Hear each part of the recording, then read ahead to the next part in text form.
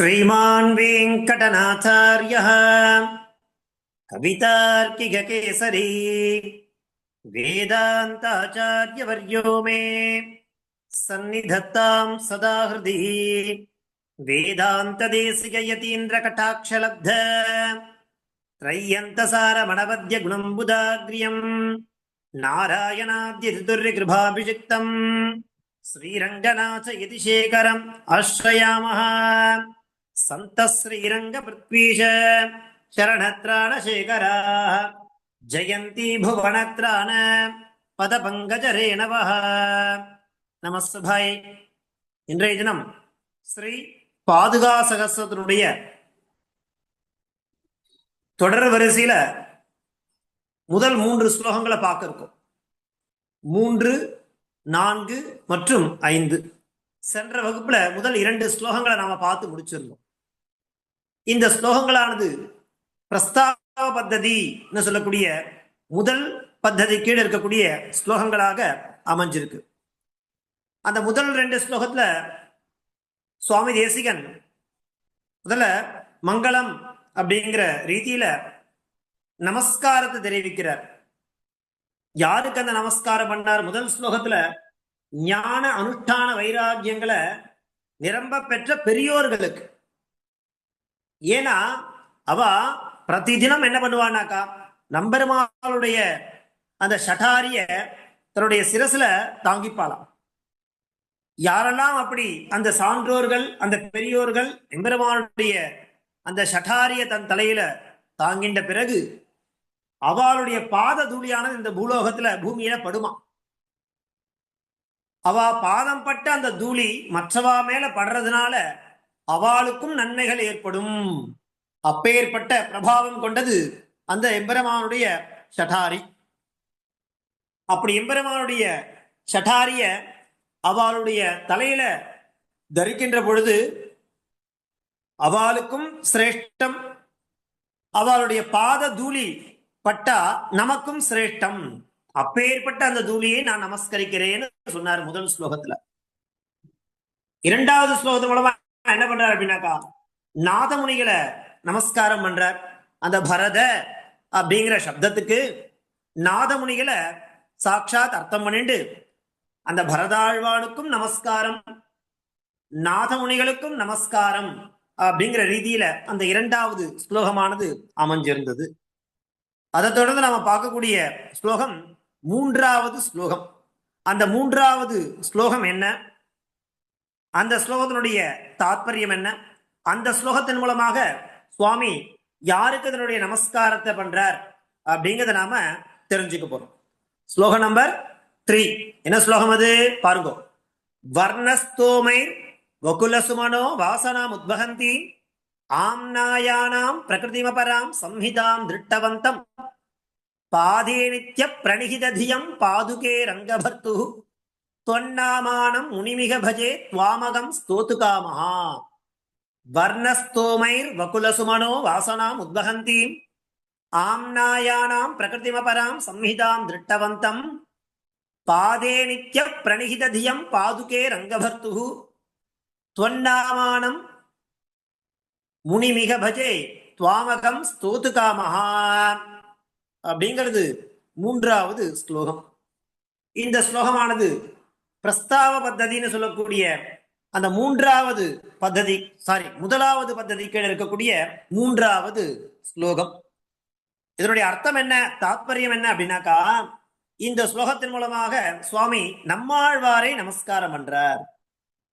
முதல் ஸ்லோகத்துல அந்த சான்றோர்கள் யாரெல்லாம் ஷடாரிய தாங்கிக்கிறாளோ, அவ சிரசில வாங்கிக்கிறாளோ, அந்த ஞான அனுஷ்டான வைராக்கியங்கள் நிரம்ப பெற்றவளான பெரியோர்களுக்கு நமஸ்காரம் பண்ணார். அதன் பிறகு 2வது ஸ்லோகத்துல நாதமுனிகளை நமஸ்கரிச்சிட்டார் பரதன்ற சப்தத்தின் மூலமா, பரதாழ்வானுக்கும் நாதமுனிகள். அதன் பிறகு 3வது ஸ்லோகத்துல நம்மாழ்வாருக்கு நமஸ்காரம். சரி, நம்மாழ்வார் எப்படிப்பட்டவர் அப்படின்னாக்கா, திருவாய்மொழி அப்படிங்கிறது தமிழ் வேதம். திருவாய்மொழி அப்படிங்கிறது தமிழ் வேதம். வேதங்கள் நமக்கு தெரியும், சம்ஸ்கிருதத்தில் இருக்கக்கூடிய வேதங்கள் தமிழ்ல வேதம்னு எடுத்துட்டோம்னாக்கா திருவாய்மொழியை குறிக்கும். அந்த திருவாய்மொழியை நமக்கு தந்தது நம்மாழ்வார் இல்லையா? அதை கண்டுபிடிச்சு கொடுத்தார். நிறைய ரிஷிகள் வேதங்களை கண்டுபிடிச்சாலாம். வேதம் அப்பௌருஷேயம், அது யாராலையும் பண்ணப்படல. ஆனா அந்த வேதங்கள், வேத ராசிகள் நிறைய இருக்கு. அத நிறைய ரிஷிகள் என்ன பண்றாங்க, அதனுடைய தப்போபலத்தால அந்த வேதங்கள் எல்லாம் நமக்கு சேகரிச்சு கொடுத்தா. அதே மாதிரி தமிழ் வேதம்னு சொல்லக்கூடிய திருவாய்மொழியை நமக்கு தந்தவர் நம்மாழ்வார். அந்த வேதத்தை கண்டுபிடித்தவரே அவர்தான். அவர் எப்பேற்பட்டவர் அப்படின்னாக்கா, ரங்கநாதனுடைய திருவடியே நினைச்சிட்டு இருப்பாராம் எப்பொழுதும். ரங்கநாதனுடைய திருவடியே தன்னுடைய ஸ்மரணத்துல எப்பவுமே நினைச்சிட்டு இருக்கக்கூடியவர் நம்மாழ்வார். அப்படி ரங்கநாதனுடைய பாதுகை அப்படின்னு சொல்லப்படுகிற அவரை தான் இந்த ஸ்லோகத்தின் மூலமாக சுவாமி தேசிகன் நமஸ்காரம் பண்றார். ஏன் அப்படின்னாக்கா, இந்த பாதுகா சகஸ்ரம் அப்படிங்கிற கிரந்தமானது எந்தவித விக்னங்களும் இல்லாமல் முடிவதற்காக அவரை நான் தியானிக்கிறேன் அப்படிங்கிற மாதிரி சொல்றார். வர்ணஸ்தோமைஹி வகுல சுமனோ வாசனா உத்வகந்தி. என்ன சொல்ல வர்றார் அப்படின்னாக்கா, ஏ பாதுகே, ஏ பாதுகையே, வர்ணஸ்தோமைஹி எழுத்துக்களுடைய கும்பலாலே, வகுல சுமனஹா இந்த மகிழ மரம் இருக்கு இல்லையா, அது வசத்தியான மரம். அந்த மகிழப்பூக்களுடைய வாசனையை உத்வகந்தி தாங்குகின்றதாயும் இருக்கக்கூடிய ஆம்னாயானாம் வேதங்களுடைய அபரானா மற்றொரு பிரகிருதி உருவமா இருக்கக்கூடிய சம்மிதான இங்க என்ன குறிப்பிடுறார் அப்படின்னாக்கா, திருவாய்மொழி என்னும் திவ்ய பிரபந்தமாகிற வேத பாகத்தை திருஷ்டவந்தம், அதை கண்டுபிடிச்சு கொடுத்தார் இல்லையா? திருஷ்டவந்தனா அதை கண்டு உபதேசித்தவராய், ரங்கபர்த்துனா யாரு? ரங்கநாதனுடைய பாதேனா அவரது திருவடியில், பாதனா ரங்கநாதனுடைய திருவடியில், நித்தியம்னா சதா, ஆல்வேஸ், எப்பொழுதுமே என்ன பண்ணிட்டு இருப்பாரு இவர் அப்படின்னாக்கா, பிரணிகித தியம், அவரையே சதா சர்வகாலம் நினைச்சுட்டு இருக்கிறது. அவரே இல்ல, அவருடைய பாதங்களையே திருவடிகளையே நினைச்சுட்டு இருக்கிறது. பிரணிகித தியம்னா தன்னுடைய சிந்தனை முழுக்க எப்படி இருக்கும்னாக்கா, ரங்கபர்த்துஹு பாதே நித்தியம், அந்த ரங்கநாதனுடைய திருவடியிலேயே எப்பொழுதும் என்ன பண்ணிட்டு இருப்பார்? பிரணிகித தியம், தனது சிந்தனையை வச்சுட்டே இருப்பார். அவருக்கு என்ன பேர் இருக்கு தெரியுமா? துவன்னாமானம் ஷடாரி இல்லையா, ஷடகோபன் அப்படின்னு அவருடைய திருநாமம். அந்த ஷடாரியுடைய திருநாமமும் நம்மாழ்வாருக்கு ஷடகோபன் அப்படிங்கிற திருநாமமும் எம்பெருமானுடைய திருவடியை சதா நினைச்சுட்டே இருக்கிறதுனாலதான் அந்த நாமம், அந்த பெயரானது அவருக்கு வந்தது இல்லையா? தொன்னாமானம், அந்த ஷடாரி என்கிற உன் பெயரையே கொண்டவரான முனி. யாரே முனினா? அந்த ரிஷியை. இங்க முனின்ற சப்தத்துக்கு யாரை குறிப்பிடுறார்? நம்மாழ்வாரை. என்ன பண்றாரு இவர்? ஸ்தோத்து காமஹானா ஸ்துதி பண்றதுக்கு விருப்பமுடையவனாக இருக்கக்கூடிய நான். சுவாமி தேசிகன் தன்னை சொல்ற ஸ்தோத்து காமஹா, அந்த பாதுகையை பற்றி ஸ்தோத்திரம் பண்றதுக்கு ஸ்தோத்து காமஹா, எனக்கு ஆசை, அதனால நான் என்ன பண்றேன்? இவரை வணங்குகிறேன். யார? தொன்னாமானம் முனிம் அகம் பஜே. தொன்னாமானம், உன்னுடைய பெயரையே கொண்டவராக இருக்கக்கூடியவர் யாரு? ஷடாரி, ஷடகோபன். நம்மாழ்வார சொல்றார். அவரை அகம் இகன இந்த சந்தர்ப்பத்தில், சுவாமி இப்போ பாதுகைகளை பற்றி 1008 ஸ்தோத்திரம் பண்றதுக்கு தயாராயிட்டார். அப்போ முதல்ல நமஸ்காரம் பண்ணணும், முதல்ல மங்களம், ஏன்னா விக்னங்கள் போகணும் அப்படிங்கிறதுக்காக முதல் ஸ்லோகம் மூலமாக அந்த பெரியோர்களுக்கு நமஸ்காரம், அந்த பெரியோர்களுடைய பாத தூளிகளுக்கு நமஸ்காரம் பண்ணார். அதன் பிறகு நாதமுனிகளுக்கு நமஸ்காரம் பண்ணார். இந்த 3வது ஸ்லோகம் மூலமாக அந்த மகிழ மரத்தினுடைய அடியில அந்த மகிழ வாசனையே தாங்குகிறதா இருக்கக்கூடிய வேதங்கள், அந்த வேதத்துக்கு மற்றொரு உருவம் கொடுத்தவர் யாருனாக்கா நம்மாழ்வார் இல்லையா? அவர் இல்லைன்னா திருவாய்மொழியே கிடையாது. இன்னைக்கெல்லாம் நம்ம கொண்டாடிட்டு இருக்கோம், பெருமான வசத்தியா கொண்டாடுறோம்னாக்கா தமிழ் மறை இல்லையா? அதை கொடுத்தவர் நம்மாழ்வார் தான். அப்படிப்பட்ட அந்த நம்மாழ்வாரை தொன்னாமானம் முனிம், உன்னுடைய பெயரை கொண்டவராக விளங்கக்கூடியவர். மேலும் ரங்கநாதனுடைய திருவடியையே தன்னுடைய ஸ்மரணத்துல எப்பொழுதுமே சிந்தனையாக கொண்டவர். அவரை அகம் நான் இகன இந்த சந்தர்ப்பத்தில், இந்த பாதுகாசாசனம் எழுதி உட்கார்ந்து இந்த சந்தர்ப்பத்தில் அடியே நமஸ்காரம் பண்றேன். பஜே, அந்த பஜேன்றதுதான் கிரியாபதம். ஒரு ஸ்லோகத்துல நம்ம அன்வயம் பண்ணும் பொழுது எங்க கொண்டு போய் முடிக்கணும் அப்படின்னாக்கா கிரியாபதத்துல கொண்டு போய் முடிக்கணும். கிரியாபதம்னா வினைச்சொல் இல்லையா? அங்கதான் முடிக்கணும். அந்த ரீதியில இந்த ஸ்லோகத்துல என்ன சப்தம் எடுக்கிறோம்? பஜே.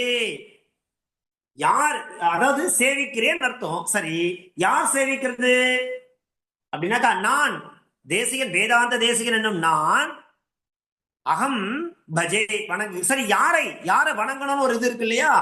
தொன்னாமானம் முனிம் சடாரி, ஏ பாதுகையே, உனது பெயரையே தன் பெயராக கொண்டவரான நம்மாழ்வாரை இகன இந்த சந்தர்ப்பத்தில் நான் வணங்குகிறேன்.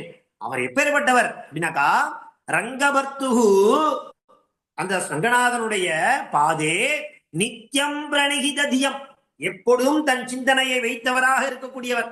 மேலும் என்ன இருக்கு? ஆம்நாயானாம் பிரகிருதிமபராம் சம்விதாம் திருட்டவந்தம், இதெல்லாம் அட்ஜெக்டிவ்ஸ். யாருக்கு? நம்மாழ்வாருக்கு அட்ஜெக்டிவ்ஸ், விசேஷம். என்ன சொல்ற? அந்த தமிழ் வேதம் சொல்லக்கூடிய வேதத்தையே நமக்காக கண்டுபிடித்து கொடுத்தவர். அப்பேற்பட்ட இது எதுக்காக பண்ணிட்டு இருக்கார்? வர்ணஸ்தோமைர் வக்குலசுமனோ வாசனாமுத்வகந்தி, அந்த எழுத்துக்களுடைய கும்பல்களாலே மகிழம் பூக்களின் வாசனையை தாங்குகின்றதாயும் இருக்கக்கூடியது.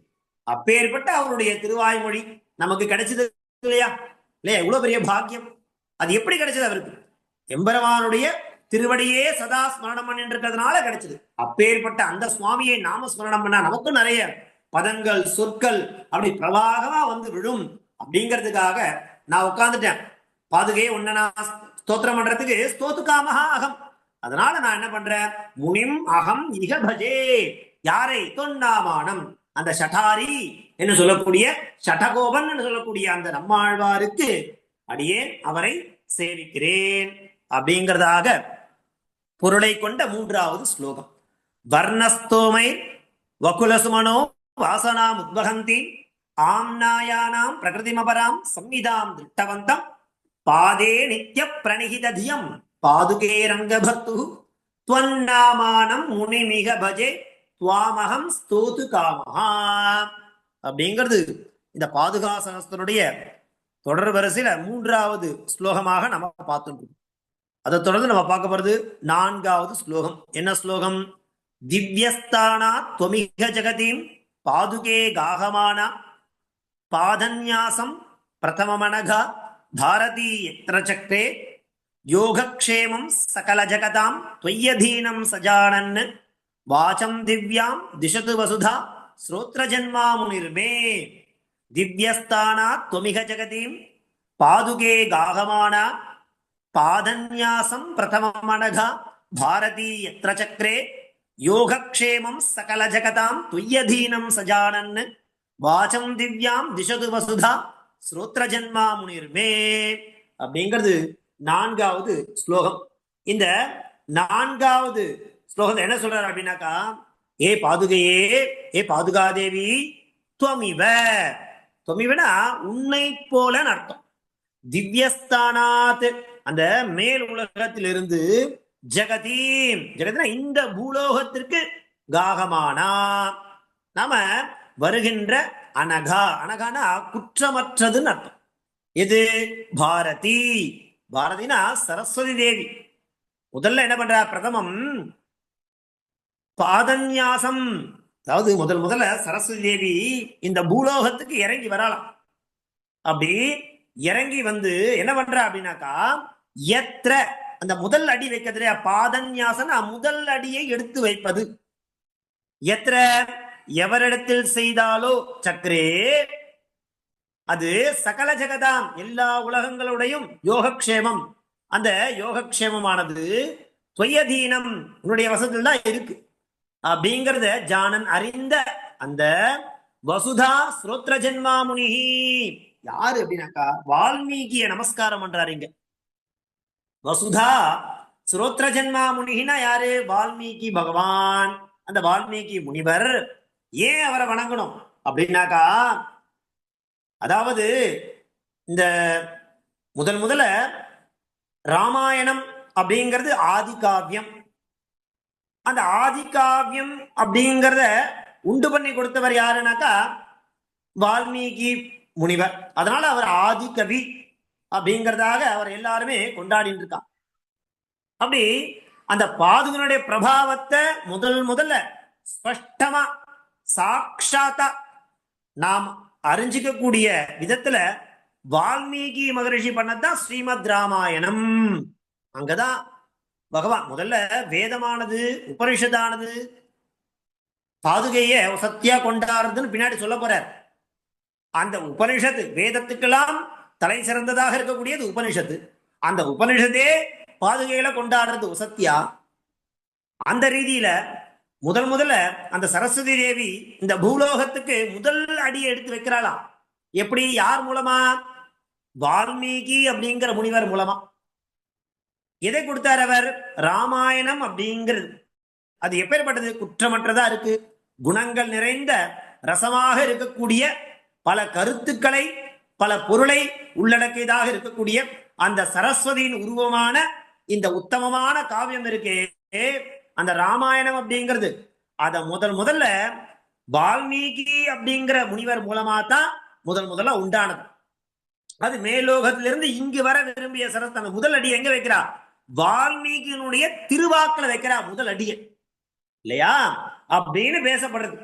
அப்படி சரஸ்வதி தேவி மேல்லோகத்திலிருந்து இந்த லோகத்திற்கு எப்படி வந்தால் என்பதுல பாதுகை எப்படியோ அப்படி அப்படிங்கிற உபமானம் இல்லையா அப்படி காட்டப்பட்டதா இருக்கு அப்படிங்கிறதாக எம்பெருமான் சொல்லி, அப்பேற்பட்ட முனிவர் பிரயோகிச்ச அந்த சப்தங்கள்லாம் எனக்கு என்னுடைய வாச்சாம் திவ்யாம் திசது, என்னுடைய காதுகளுக்கு கேட்கட்டும் இல்லையா. அதன் மூலமா தான் என்னால பண்ண முடியும். சொற்கள் ஒரு காவியம் படைக்கணும் அப்படின்னா என்ன வேணும்? அந்த சொல்லும் பொருளும் பிரவாகமா எனக்கு என்னுடைய ஞானத்துல ஸ்புரிக்கணும். அப்பதான் அடியனால நிறைய எழுதுண்டே போக முடியும். அப்படி அந்த சரஸ்வதி தேவியானவள் உட்காரல அப்படின்னாக்கா எப்படி அந்த ஸ்பான்டினியஸா வார்த்தைகளை பிரயோகம் பண்ண முடியும் இல்லையா? அதுக்கு என்ன வேணும்? அந்த அருள் வேணும். அப்படி எந்த முதல் அடியை மேல்லோகத்திலிருந்து பூலோகத்தில் இருக்கக்கூடிய அந்த வால்மீகி என்று சொல்லக்கூடிய வசுதா ஸ்ரோத்ர ஜென்மா முனிகி, அவர் தான் வால்மீகி முனிவர். அவர் என்ன பண்ணட்டும் அப்படின்னாக்கா, அவர் எனக்கு என்ன பண்ணட்டும்? திவ்யாம் உயர்ந்த வாச்சம், வாக்கை திசத்துன்னு கொண்டு முடிக்கிறார். திசத்துன்னு என்ன அர்த்தம்? கொடுத்திரள வேண்டுகிறேன். இங்க இந்த 4வது ஸ்லோகத்துல என்ன கிரியாபதம்? திசத்துனா கொடுத்தருள வேண்டும். யாரு? வசுதா ஸ்ரோத்ர ஜென்மா முனிகி. யாருக்கு? எனக்கு. என்னது? வாச்சம் திவ்யாம் உயர்ந்ததான சிறந்ததான வார்த்தைகளை தர வேண்டும். ஏன் அப்படின்னாக்கா யோகக்ஷேமம் சகல ஜெகதாம் துய்யதீனம் சஜானன்னு. அம்மா பாதுகை எப்படியோ அப்படி இல்லையா இந்த உலகத்துக்கெல்லாம் நன்மையையும் தரக்கூடியதாக இருக்கக்கூடிய அந்த வார்த்தைகள் அது எல்லாம் எனக்கு வரணும். அப்பதான் என்னால எழுத முடியும் இல்லையா. முதல்ல எப்படி வந்தது? திவ்யஸ்தானாது தொமிக ஜெகதி, அந்த மேல்லோகத்திலிருந்து கீழ்லோகம் இல்லையா வந்தது இல்லையா. அப்பேற்பட்ட அந்த வார்த்தைகள் காகமானா பாதன்யாசம் பிரதம மனகா பாரதி எத்திர பாரதினா சரஸ்வதி இத்யர்த்தா. அந்த பாதன்யாசம் முதலடியை எடுத்து யாருடைய திருநாக்களை வச்சால் அப்படின்னாக்கா வசுதா சுரோத்ர ஜென்மா அவர் இடத்துல கொடுத்தாலும்.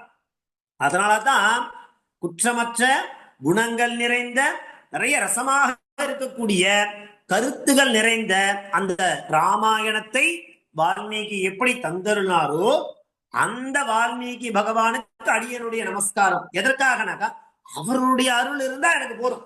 நான் என்ன பண்ண முடியும்? நிறைய சொற்கள் பிரயோகம் பண்ணிட்டு போயிட்டே இருக்க முடியும். அப்படிங்கிறதாக இந்த 4வது ஸ்லோகம் மூலமா வால்மீகி பகவான நமஸ்காரம் பண்றார். இதுக்கு திவ்யாம் வாச்சம் திசது, மங்களகரமான வார்த்தைகளை அவர் எனக்கு தந்தருள வேண்டும், அதற்காக அடியேன் அவரை நமஸ்காரம் பண்றேன் அப்படிங்கிறதாக 4வது ஸ்லோகம். திவ்யஸ்தானா தொமிக ஜெகதீம் பாதுகே காகமான பாதன்யாசம் பிரதமமனகா பாரதி யத்ர சக்கரே யோகக்ஷேமம் சகல ஜகதாம் தொய்யதீனம் சஜானன் வாச்சம் திவ்யாம் திசது வசுதா ஸ்ரோத்ர ஜன்மா முனிர்மே அப்படிங்கிறது தொடர் வரிசையில 4வது ஸ்லோகமாக பார்த்துட்டு இருக்கோம். அதை தொடர்ந்து அடுத்து நாம பார்க்க போறது ஸ்லோகம் நம்பர் 5. 5வது ஸ்லோகம் என்ன பாருங்க. நீச்சேபி ஹந்த மம மூர்தனி நிர்விசேஷம் துங்கேபி என் நிவிஷதே நிகமோத்தமாங்கே பிராச்சேதச பிரபுதிபிஹி பிரதமோபகீதம் ஸ்தோஷ்யாமி ரங்கபதி பாதுகையோர் யுகம் தது அப்படிங்கிறது 5வது ஸ்லோகம். இப்போ வணங்க வேண்டியவர்களை வணங்கியாச்சு. இப்போ தான் செய்ய போறது என்ன அப்படிங்கறது எங்க ஸ்பஷ்டமா சொல்ற. வணங்குறவாள் வணங்கியாச்சு, நமஸ்காரம் பண்ணியாச்சு. இப்போ இங்க தான் என்ன சொல்ல போறாரோ அந்த சங்கதிய ஸ்பஷ்டமா இங்க சொல்ற இல்லையா.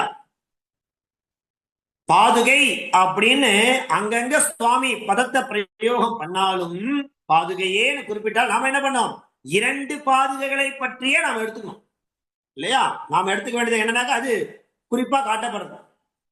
அப்படி எது யாதொன்று அந்த ஆச்சரியம், அந்த ஆச்சரியம் நீச்சே மிகவும் தாழ்ந்த மமமூர்தனி அப்பி என் தலையிலும் துங்கே மிகவும் உயர்ந்ததான நிகமோத்தமாங்கே பி, அதாவது வேதத்தினுடைய சிரஸ் எதுனாக்கா உபனிஷத்.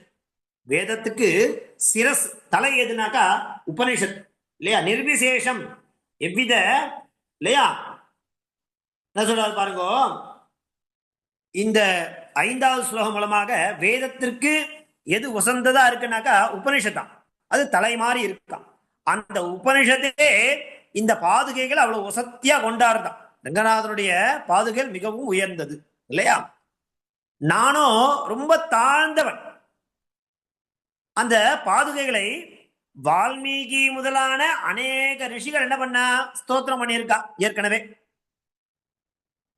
அந்த ஸ்தோத்திரம் அதை வந்து நான் ஸ்தோத்திரம் பண்ணா கூட அந்த பாதுகைக்கு மனதில் வருத்தம் உண்டாகாதுங்கிறார். ஏன் வருத்தம் உண்டாகாது இல்லையா, சந்தோஷமாவே இருக்குமா. ஏன் அப்படின்னாக்கா இந்த பாதுகை அப்படிங்கிறது வேதத்தின தலையிலே, அதாவது உபநிஷத்துல இருந்துருக்கு. உபநிஷத்தே இந்த பாதுகைகளை வசதியா கொண்டாடுறதுனால நிறைய இடத்துல குறிப்பிட்டு இருக்க. அதனால அந்த வேதத்தினுடைய தலையிலே, அதாவது உபநிஷத்திலே இருக்கின்றிருக்கு. அதனால உபநிஷத்து வந்து பாதுகளை பத்தி நிறைய சொல்லியிருக்கு பாருங்க. மிகுந்த தாழ்ந்தவன் தன்னை சொல்லிக்கிறார். அப்படி என் தலையில இருக்கு. நானும் என்ன பண்ண, அடியனுடைய தலையிலும் அந்த பாதுகை பத்தின விஷயமானது இருந்துருக்கு. அதாவது பாதுகையை உயர்ந்தவர்கள் தாழ்ந்தவர்கள் அப்படிங்கிற அந்த வித்தியாசம் இல்லாம எல்லாருக்கும் சாதித்தருவாளாம். யாரு, பாதுகாதேவி. அப்பேற்பட்ட வசத்தியான குணம் கொண்டவர் இல்லையா. வித்தியாசமே இல்லாம எல்லாரும் சாதி. அதனால பாதுகைக்கு எந்த வருத்தம் கிடையாது. அடியேன் பாதுகைகளை பத்தி எழுதுறதுனால பாதுகாதேவிக்கு சந்தோஷம்தான் இல்லையா. உபநிஷத்தை ரொம்ப வசத்தியா சொல்லி தன்னை ரொம்ப தாழ்த்தி சொல்லிக்கிறார். இருந்தாலும் அந்த பாதுகாதேவியோட விஷயமா சொல்றதுனால அவரிடத்துல பேதமே கிடையாது. உயர்ந்தவன் தாழ்ந்தவன் பேதமே கிடையாது. அதனால பாதுகை தேவிக்கு அடியேன் பாதுகாப்பத்தி எழுதுறதுனால பாதுகாதேவி வருத்தம் இல்லை. ஏன் அப்படின்னாக்கா அடியேன் இந்த பாதுகைகளை பத்தி வசதியா கொண்டாடுறதுனால சொல்றதுனால எல்லோருக்குமே சௌக்கியம் உண்டாகும், சந்தோஷமே தான். அந்த பாதுகா எல்லாருக்கும் சௌக்கியம் உண்டாருதுன்னா அந்த பாதுகாதேவி வருத்தப்படுவாளா? எழுதட்டும், இவனும் எழுதட்டும். இவன் மூலமா லோகத்துல இருக்கக்கூடிய எல்லாரும் நல்ல கதியை அடையட்டும் அப்படின்ற மாதிரி பாதுகாதேவிக்கு சந்தோஷமே. அதனால நான் என்ன பண்றேன், நானும் இந்த ஸ்தோத்திரத்தை பண்றேன். ஓ, உபநிஷத்தையே கொண்டாடித்து வால்மீகி பகவானே சொல்லிட்டார். இதற்கு மேலேயும் அந்த பாதுகாப்பை பத்தி அடியேன் ஒரு தாழ்ந்தவன் நான் சொன்னமா அப்படி சொல்றதுனால பாதுகாதேவி கோச்சிக்க மாட்டாளான்னா இல்ல, கோச்சிக்க மாட்டா. ஏன் அப்படின்னாக்கா அந்த பாதுகாதேவி உயர்ந்தவன் தாழ்ந்தவன் அப்படின்னா கிடையவே கிடையாது. அதனால எல்லாருக்கும் சௌக்கியம் உண்டாருது அப்படிங்கிறது சந்தோஷமே தான். ஆகையினால நான் என்ன பண்றேன், எல்லாருக்கும் சந்தோஷம் உண்டாருது அப்படிங்கிற காரணத்தினால நானும் இந்த ஸ்தோத்திரத்தை பண்றேன் அப்படிங்கிற மாதிரி இங்க என்ன விஷயமோ அந்த விஷயத்தை சொல்ல போற. நீச்சேபி ஹந்த மமமூர்தனி நிர்விசேஷம் துங்கேபி எண்ணி விஷதே நிகமோத்தவாங்கே பிராச்சேதச பிரபுதி. இல்லையா, அந்த வால்மீகி முதலானவர்கள் பிரதமோபகீதம் உன்னை பத்தி நிறைய சொல்லியாச்சு. இதுக்கப்புறமா நான் என்ன பண்ண போறேன், உன்னை பத்தி சொல்றேன் அப்படிங்கிற பாதுகாத்து ஏதாவது கஷ்டப்படுவாளன்னா கிடையவே கிடையாது. ஸ்தோஷ்யாமி ரங்கபதி இல்லையா, பாதுகையோர் யுகம் தத்து அப்படிங்கிற மாதிரி ஸ்தோஷ்யாமி அப்படின்னா அதான் கிரியாபதம். இங்க ஸ்தோஷ்யாமின்னு என்ன அர்த்தம், அடியேன் துதிக்க போகிறேன். யாரை பற்றி, பாதுகாதேவி பத்தி. அதனால பாதுகாதேவி வருத்தப்படுவாளன்னா வருத்தப்படவே மாட்டா. ஏன் அப்படின்னாக்கா அதன் மூலமா எல்லாருக்கும் என்ன ஏற்பட போறது, சந்தோஷம் தான் ஏற்பட போறது இல்லையா. ரங்கபதி பாதுகையோ யுகம் அப்படின்னா ரங்கநாதனுடைய பாதுகையில இணையை ஸ்தோஷ்யாமி அடியன் என்ன பண்ண போறேன், புகழ போறேன். ஏற்கனவே பிராச்சேதச பிரபதி பிரதமோபகீதம் வால்மீகி முதலானவர்களால் முதல் புகழை பாடப்பட்ட அந்த பாதுகைகளை பற்றி அடியேன் என்ன பண்ண போறேன், ஸ்தோஷ்யாமி.